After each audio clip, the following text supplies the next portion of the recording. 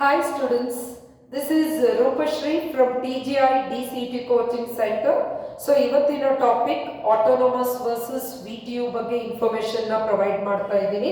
So ಈ differences ನ ನೋಡ್ಲಿಕ್ಕೆ ನಾವು ಕೆಲವು ಇಂಪಾರ್ಟೆಂಟ್ ಫ್ಯಾಕ್ಟರ್ಸ್ ನ ನಾನು ಇಂಪಾರ್ಟೆಂಟ್ ಫ್ಯಾಕ್ಟರ್ಸ್ ಜೊತೆಗೆ ಕಂಪ್ಯಾರಿಸನ್ ಕೊಡ್ತೀನಿ.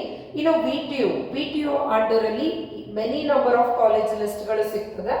ಆಟೋನಮಸ್ ಅಂಡರ್ ಅಲ್ಲಿ ಕೇವಲ ಫೀವ್ ನಂಬರ್ ಆಫ್ ಕಾಲೇಜಸ್ ಲಿಸ್ಟ್ ಗಳು ಸಿಗುತ್ತೆ. ವೆರಿ ಇಂಪಾರ್ಟೆಂಟ್ಲಿ VTU ಅಂಡರ್ ಅಲ್ಲಿ ಗವರ್ಮೆಂಟ್ ಕಾಲೇಜ್ ಲಿಸ್ಟ್ ಗಳು ಕೂಡ ಇರ್ತದೆ. Example UBDT is also one of the VTU under government pure government college ಆಗಿರುತ್ತೆ. ಇನ್ನು ಆಟೋನಮಸ್ ಅಂಡರ್ ಅಲ್ಲಿ ಯಾವುದೇ ರೀತಿಯ ಪ್ಯೂರ್ ಗವರ್ಮೆಂಟ್ ಇಂಜಿನಿಯರಿಂಗ್ ಕಾಲೇಜಸ್ಗಳು ಇರೋದಿಲ್ಲ. This is the major differences ಆಗಿರ್ತದೆ. ಸೊ ಆಬ್ವಿಯಸ್ಲಿ ನೀವು ಇದನ್ನ ಕಂಪೇರ್ ಮಾಡುವಾಗಲೇ ಗೊತ್ತಾಗುತ್ತೆ ಆಟೋನಮಸ್ ಫೀ ಸ್ಟ್ರಕ್ಚರ್ ಜಾಸ್ತಿ ಇರುತ್ತೆ ದ್ಯಾನ್ VTU.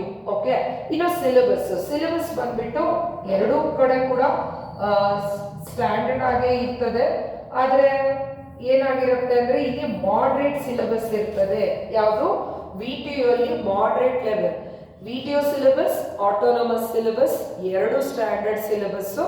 ಎರಡು ಇಂಜಿನಿಯರಿಂಗ್ ಆಸ್ಪೆಕ್ಟ್ಸ್ ಅಲ್ಲಿ ನೀವು ಆಸ್ ಎ ಇಂಜಿನಿಯರ್ ಆಗಬೇಕು ಅಂತಂದ್ರೆ ನಿಮ್ಗೆ ಏನೆಲ್ಲ ಮಿನಿಮಮ್ ನಾಲೆಡ್ಜ್ ಇರಬೇಕು ಅಷ್ಟೆಲ್ಲ ಎರಡೂ ಕಡೆಗೂ ಸಿಲೆಬಸ್ ಇದ್ದೇ ಇರುತ್ತೆ.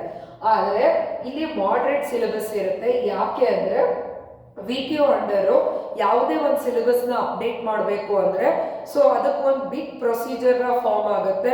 ಆ VTU ಅಂಡರ್ ಅಲ್ಲಿ ಬರುವಂತ ಎಲ್ಲಾ ಕಾಲೇಜಸ್ಗಳದ್ದು ಒಪಿನಿಯನ್ ತಗೋಬೇಕಾಗುತ್ತೆ. ಸೊ ಅಲ್ಲಿ ಏನೋ ಅಕ್ನಾಲೆಡ್ಜ್ಗಳನ್ನ ತಗೊಂಡು ಕರೆಕ್ಷನ್ಸ್ ನ ಮಾಡಿ ಒಂದು ರಿಲೀಸ್ ಮಾಡಬೇಕು. ಸೊ ಜೊತೆಗೆ ಏನು ಅಂದ್ರೆ ಒಂದು ಸಿಲೆಬಸ್ ಅಪ್ಡೇಟ್ ಮಾಡಬೇಕು ಅಂದ್ರೆ ಎಲ್ಲಾ ಕಾಲೇಜ್ಗಳಲ್ಲೂ ಅಪ್ಡೇಟೆಡ್ ಸಿಲೆಬಸ್ಗಳಿಗೆ ಫೆಸಿಲಿಟಿ ಕೊಡೋಕೆ ಸಾಧ್ಯ ಇದೆನಾ, ಎಲ್ಲ ಟೀಚರ್ಸ್ಗಳಿಗೆ ಟ್ರೈನಿಂಗ್ ಮಾಡೋದಕ್ಕೆ ಗೌರ್ಮೆಂಟ್ ಹತ್ರ ಅಷ್ಟು ಬಡ್ಜೆಟ್ ಇದೆನಾ, ಸೊ ಸಿಲೆಬಸ್ ಯಾವ ತರ ಫ್ರೇಮ್ ಆಗಬೇಕು, ಅದರಿಂದ ಸ್ಟೂಡೆಂಟ್ಸ್ಗೆ ಯಾವ ಲೆವೆಲ್ ಅಲ್ಲಿ ಅದರದ್ದು ಇಂಪ್ಯಾಕ್ಟ್ ಬರುತ್ತೆ. ಸೊ ಇದೆಲ್ಲದು ಬಂದು ಅಂಡರ್ VTU ಇರುತ್ತೆ. VTU ಅಲ್ಲಿ ಚೇಂಜ್ ಆಗಬೇಕು ಅಂದ್ರೆ ಇಟ್ ಈಸ್ ಕೈಂಡ್ ಆಫ್ ಅದು ಮತ್ತೆ ಎಜುಕೇಶನ್ ಮಿನಿಸ್ಟ್ರಿವರೆಗೂ ಪರ್ಮಿಷನ್ ಹೋಗಿ ಲೇಟರ್ ನೀವು ಸಿಲೆಬಸ್ ನ ಅಪ್ಡೇಟ್ ಮಾಡಬೇಕಾಗತ್ತೆ. So it will be big procedure ಇರುತ್ತೆ. ಹಾಗಾಗಿ ಅವಾಗವಾಗ ಏನು ಅಂದ್ರೆ ಕಂಟಿನ್ಯೂಸ್ ಆಗಿ ನಿಮ್ಗೆ ಸಿಲೆಬಸ್ ನ ಅಪ್ಡೇಟ್ ಇಲ್ಲಿ ಆಗ್ತಾ ಇರಲ್ಲ. ಒಂದು moderate level of syllabus VTU under ಅಲ್ಲಿ ಸಿಗ್ತದೆ. ಇನ್ನು ನಾವು ಆಟೋನಮಸ್ ಬರೋಣ. ಆಟೋನಮಸ್ ಅಲ್ಲಿ ಏನಾಗಿರುತ್ತೆ ಅಂದ್ರೆ ಓನ್ ಸಿಲೆಬಸ್ ಫ್ರೇಮ್ ಮಾಡ್ತಾರೆ. ಆ ಆಟೋನಮಸ್ ತನ್ನ ಏನು ಅಂದ್ರೆ ಆ ಕಾಲೇಜಿಗೆ ಅವರು ತಮಗೆ ಬೇಕಾದಂಗೆ ಸಿಲೆಬಸ್ ನ ಫ್ರೇಮ್ ಮಾಡ್ತಾರೆ. ಬೇಕಾದಂಗೆ ಮಾಡ್ತಾರೆ ಅಂದ ತಕ್ಷಣ ಏನ್ ಬೇಕು ಅದನ್ನ ಹಾಕೋ ಅಂತ ರೂಲ್ಸ್ ಇರಲ್ಲ. ಅದು ಕೂಡ ಸಮ್ ರೂಲ್ಸ್ ಅಂಡ್ ರೆಸ್ಟ್ರಿಕ್ಷನ್ಸ್ಗಳನ್ನ ಫ್ಲೋ ಆಗಿನೇ ಬರುತ್ತೆ. ಬಟ್ ಆಟೋನಮಸ್ ಕಾಲೇಜ್ಗಳಲ್ಲಿ ಅಪ್ಡೇಟೆಡ್ ಸಿಲೆಬಸ್ ಇರ್ತದೆ. ಕರೆಂಟ್ ಟೆಕ್ನಾಲಜಿಗೆ ಅಕಾರ್ಡಿಂಗ್ ಆಗಿ ಅವರು ಅಪ್ಡೇಟ್ ಮಾಡ್ಕೊತಾರೆ. ಕಾಲೇಜ್ಗಳು ಕಡಿಮೆ ಇರೋದ್ರಿಂದ ತನ್ನದೇ ಆದ ಏನು ಅವರೇ ಇನ್ವೆಸ್ಟ್ಮೆಂಟ್ ಮಾಡೋದ್ರಿಂದ ಸೊ ಯಾವುದೇ ಅಪ್ಡೇಟೆಡ್ ಕೋರ್ಸ್ಗಳನ್ನ ಆ್ಯಡ್ ಮಾಡಿದ್ರು ಕೂಡ ಸಿಲೆಬಸ್ ಅಲ್ಲಿ ಅದಕ್ಕೆ ಬೇಕಾಗಿರೋ ಟೆಕ್ನಾಲಜೀಸ್ಗಳು, ಬೇಕಾಗಿರೋ ಸಿಮ್ಯುಲೇಷನ್ ಸಾಫ್ಟ್ವೇರ್ಸ್ಗಳಿರ್ಬೋದು, ಟೀಚರ್ಸ್ಗಳ ಟ್ರೈನಿಂಗ್ಗಳಿರ್ಬೋದು, ಇದೆಲ್ಲದಕ್ಕೂ ಸೊ ಇವರು ಸ್ವಲ್ಪ ಫಾಸ್ಟ್ ಆಗಿ ಪ್ರಾಸೆಸ್ಗಳನ್ನ ನಡೆಸೋದ್ರಿಂದ ಇವರು ಓನ್ ಸಿಲೆಬಸ್ ನ ಫ್ರೇಮ್ ಮಾಡ್ಕೊತಾರೆ. ಈಗ ಓನ್ ಸಿಲೆಬಸ್ ಜೊತೆಗೆ ಇವ್ಯಾಲ್ಯೂಯೇಷನ್ ಕೂಡ ಅದೇ ಕಾಲೇಜಲ್ಲೇ ನಡೆಯುತ್ತೆ. ಇನ್ನು ಎಕ್ಸಾಮಿನೇಷನ್ ಕ್ವೆಶನ್ ಪೇಪರ್ ಕೂಡ ಅಲ್ಲೇ ಸೆಟ್ ಆಗುತ್ತೆ. ಸಿಲೆಬಸ್ ಕೂಡ ಅವ್ರದ್ದೇ ಸೆಟ್ ಆಗಿರುತ್ತೆ.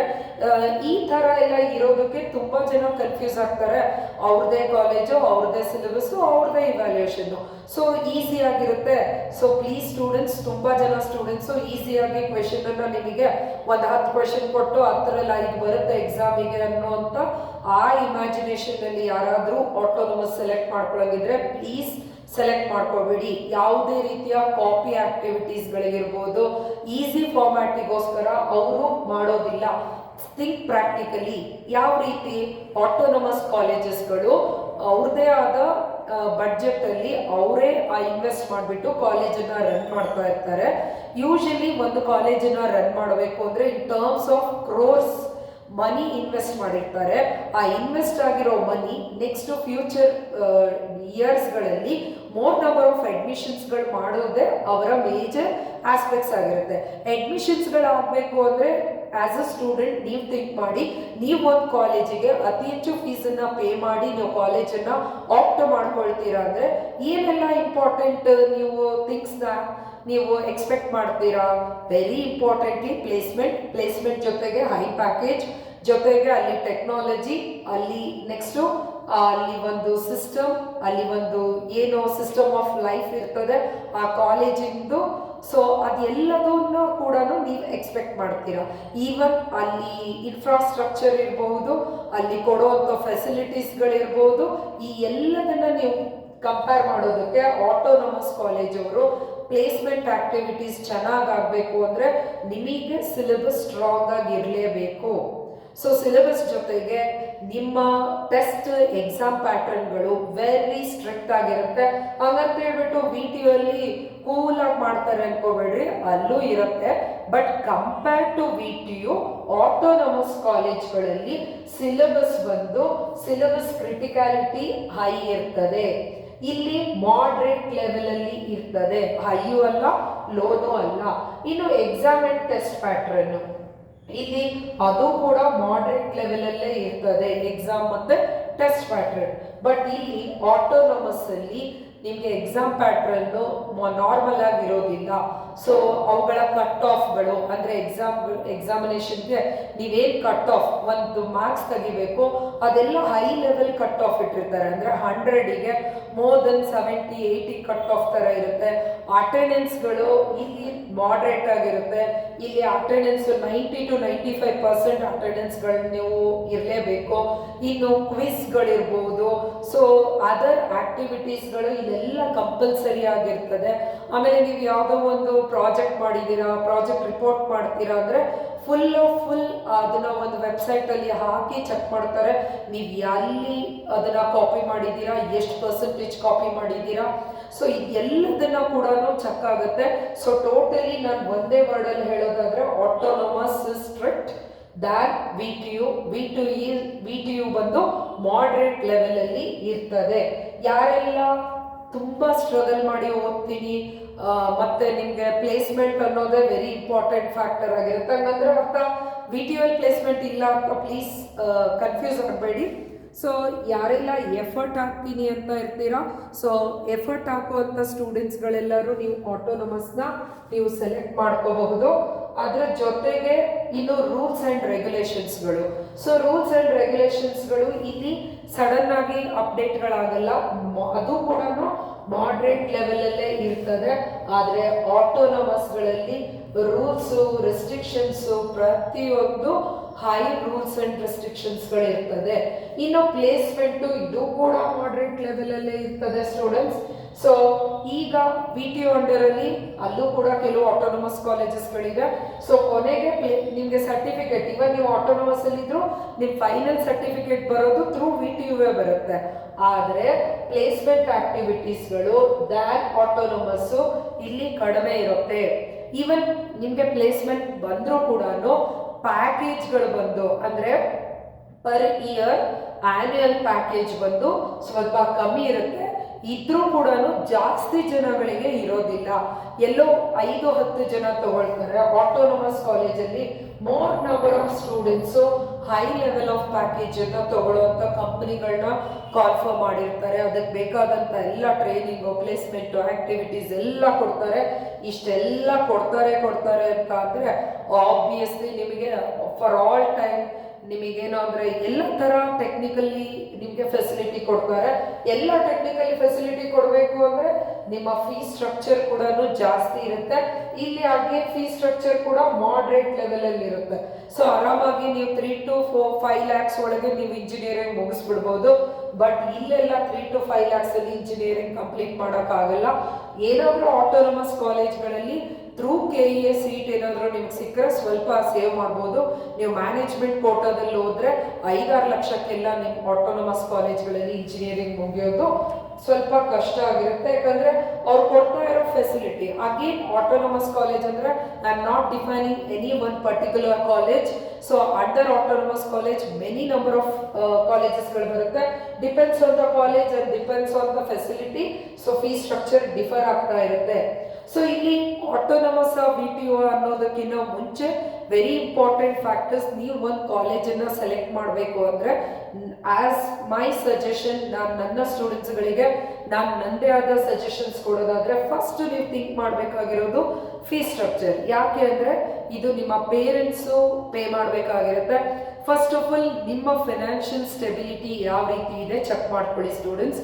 ಇನ್ ಕೇಸ್ ನೀವೇನಾದರೂ ಫಿನಾನ್ಷಿಯಲಿ ಸ್ವಲ್ಪ ಕಷ್ಟದಲ್ಲಿ ಇದ್ದರೆ ನನ್ನ ಪ್ರಕಾರ ನೀವು ಪ್ಯೂರ್ ಗೌರ್ಮೆಂಟ್ ಕಾಲೇಜಸ್ಗಳನ್ನ ಟಾರ್ಗೆಟ್ ಮಾಡಿ.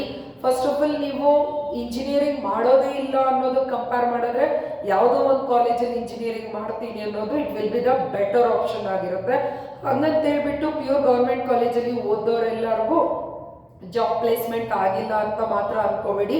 So even pure government colleges like UBDT ಇರ್ಬೋದು, UVC ಕಾಲೇಜ್ಗಳಿರ್ಬೋದು, ಸಾಕಷ್ಟು ಪ್ಯೂರ್ ಗೌರ್ಮೆಂಟ್ ಕಾಲೇಜಲ್ಲಿ ಒಳ್ಳೊಳ್ಳೆ ಪ್ಲೇಸ್ಮೆಂಟ್ ಈವನ್ ಕಾಲೇಜಲ್ಲಿ ಆಗದೆ ಇದ್ರೂ ಕೂಡ ಅಲ್ಲಿ ಕಾಲೇಜು ನಿಮಗೆ ಪ್ರತಿಯೊಂದನ್ನು ಕಲಿಸುತ್ತೆ.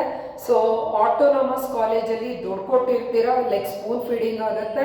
ಇಲ್ಲಿ ದುಡ್ಡು ಕೊಟ್ಟಿರಲ್ಲ, ಜೀವನನೇ on the day on the ಟೈಮಲ್ಲಿ ನಿಮಗೆ ಕಲಿಬೇಕು ಅನ್ನುವಂಥದ್ದನ್ನ ಜೀವನ ಕಲಿಸುತ್ತೆ ಪ್ಯೂರ್ ಗೌರ್ಮೆಂಟ್ ಕಾಲೇಜ್ಗಳಲ್ಲಿ.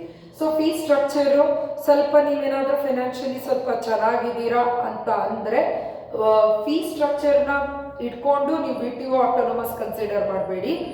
ಫಿನಾನ್ಷಿಯಲಿ ಟಫ್ ಇರೋರು ಪ್ಯೂರ್ ಗೌರ್ಮೆಂಟ್ಗಳಿಗೆ ಹೋಗಿ, ಮ್ಯಾಮ್ ನಮ್ಮ ಹತ್ರ ಸ್ವಲ್ಪ ಪರವಾಗಿಲ್ಲ, ದುಡ್ಡು ಚೆನ್ನಾಗಿದೆ, ನಮ್ಮ ಪೇರೆಂಟ್ಸ್ ಕಟ್ತಾರೆ ಅನ್ನೋ ಹಾಗಿದ್ರೆ ಈವನ್ ನೀವು ಕೂಡ ನಾನು ಪರ್ಸ್ನಲಿ ನಾನು ಬ್ಯಾಂಕ್ ಲೋನ್ ಮಾಡ್ತೀನಿ, it is my life, I take risk for my life, ನಾನು ತಗೊಂಡು ನಾನು ಒಳ್ಳೆ ಕಾಲೇಜ್ಗೆ ಹೋಗ್ತೀನಿ ಅಂತ ಡಿಸೈಡ್ ಮಾಡೋದಿದ್ರೆ ನೀವು ಆಟೋನಮಸ್ ಕಾಲೇಜ್ಗಳನ್ನ ಕೂಡ ಸೆಲೆಕ್ಟ್ ಮಾಡ್ಬೋದು.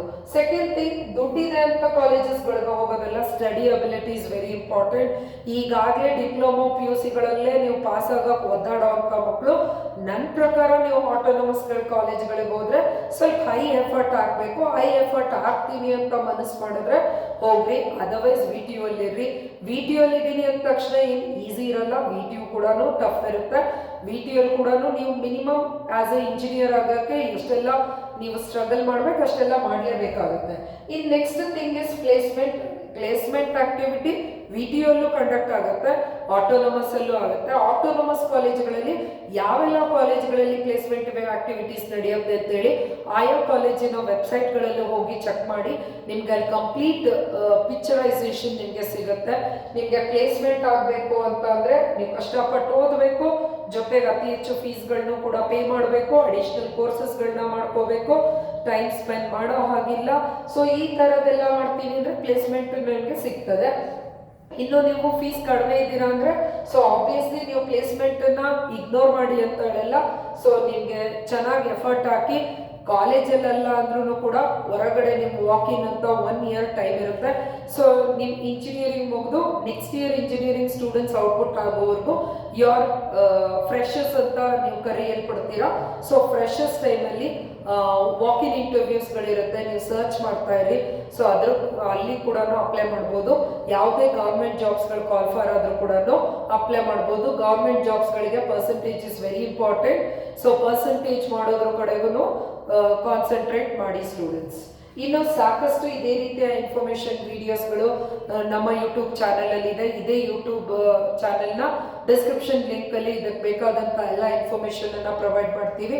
ಐ ಹೋಪ್ ಈ ವಿಡಿಯೋ ನಿಮಗೆ ಹೆಲ್ಪ್ಫುಲ್ ಆಗಿದೆ ಅಂದರೆ ಲೈಕ್ ಮಾಡಿ, ಶೇರ್ ಮಾಡಿ. ಸೊ ನಮ್ಮ ಟೆಕ್ನೋಗಿಕ್ಸ್ ಇನೋವೇಷನ್ಸ್ನಲ್ಲಿ ಸ್ಟೇಟಿಗೆ ಫಸ್ಟ್ ರ್ಯಾಂಕ್ ಬಂದಿರೋಂಥ ಮೊಹಮ್ಮದ್ ಸೈಫ್ ಅಲಿ ಶೇಖ್ ಇದ್ದಾರೆ. ಜೊತೆಗೆ ನಮ್ಮ ರ್ಯಾಂಕಿಂಗ್ ಸ್ಟ್ಯಾಟಿಸ್ಟಿಕ್ಸ್ ಈ ರೀತಿ ಇದೆ. So within 100 ranking, 500 ranking. So ಇಷ್ಟೇ ಅಲ್ಲ, ಇದು ಲಾಸ್ಟ್ ಇಯರ್ ರ್ಯಾಂಕಿಂಗ್ ಸ್ಟ್ಯಾಟಿಸ್ಟಿಕ್ಸ್ ಆಗಿದೆ. ಈ ವರ್ಷದ ಸ್ಟ್ಯಾಟಿಸ್ಟಿಕ್ಸ್ನ ವೆರಿ ಸೂನ್ ನಾವು ರಿಲೀಸ್ ಮಾಡ್ತಾ ಇದ್ದೀವಿ. ಈ ವರ್ಷ ಇದಕ್ಕಿಂತ ಚೆನ್ನಾಗಿ ನಮ್ಮ ರ್ಯಾಂಕಿಂಗ್ಸ್ಗಳು ಅನೌನ್ಸ್ಮೆಂಟ್ ಬಂದಿದೆ. Not only DCT, even KPTCL, PWD ಕೋಚಿಂಗಲ್ಲಿ ಕೂಡ ಈಗಾಗಲೇ ಎಕ್ಸಾಮನ್ನು ನಾವು ಕೋಚಿಂಗ್ನ ಕಂಡಕ್ಟ್ ಮಾಡಿದ್ವಿ. JE ಆಗಿ ಸೆಲೆಕ್ಟ್ ಆಗಿ ಈಗ ಜೂನಿಯರ್ ಇಂಜಿನಿಯರ್ ಆಗಿ ವರ್ಕ್ ಮಾಡ್ತಾ ಇದ್ದಾರೆ. ಸೊ ಇದು ಕೂಡ it is remarkable achievement of TGI ಆಗಿರ್ತದೆ. ಇನ್ನು ನಮ್ಮ ಟೆಕ್ನೋಗಿಕ್ಸ್ ಇನೋವೇಷನ್ಸ್ ನಲ್ಲಿ both online as well as offline ಕೋಚಿಂಗ್ಸ್ಗಳು ಅವೈಲಬಲ್ ಇರುತ್ತೆ. ನಿಮ್ಮ ಕಂಪ್ಲೀಟ್ ಸಿಲೆಬಸ್ಗೆ ಒಂದು ಟೆಕ್ಸ್ಟ್ ಬುಕ್ ಮಟೀರಿಯಲ್ ಕೂಡ ಸಿಗ್ತದೆ. ಕ್ಲಾಸಸ್ ಮಿಸ್ ಮಾಡಿಕೊಂಡ್ರೆ ರೆಕಾರ್ಡಿಂಗ್ಸ್ಗಳು ಅವೈಲಬಲ್ ಇರ್ತದೆ. ಸ್ಮಾರ್ಟ್ ಬೋರ್ಡ್ ಯೂಸ್ ಮಾಡಿ ಕ್ಲಾಸಸ್ನ ಮಾಡ್ತಾ ಇದ್ದೀವಿ. ಚಾಪ್ಟರ್ ವೈಸ್ ಟೆಸ್ಟ್ಗಳು ಕಂಡಕ್ಟ್ ಆಗುತ್ತೆ. OMR ಎಕ್ಸಾಮ್ಸ್ಗಳು ಕಂಡಕ್ಟ್ ಆಗುತ್ತೆ. 100% quality syllabus with 100% syllabus completion ನಾವು ಕ್ಲಾಸಸ್ನ ಮಾಡ್ತಾ ಇದ್ದೀವಿ. ಹಾಗಾಗಿ ಕೋಚಿಂಗ್ ಜಾಯಿನ್ ಆಗೋದಕ್ಕೆ ನಿಮ್ಮ ಜೂನಿಯರ್ಸ್ಗಳಿಗೆ ರೆಫರ್ ಮಾಡಿ students. Thank you for watching this video. This is Rupashri from TGI.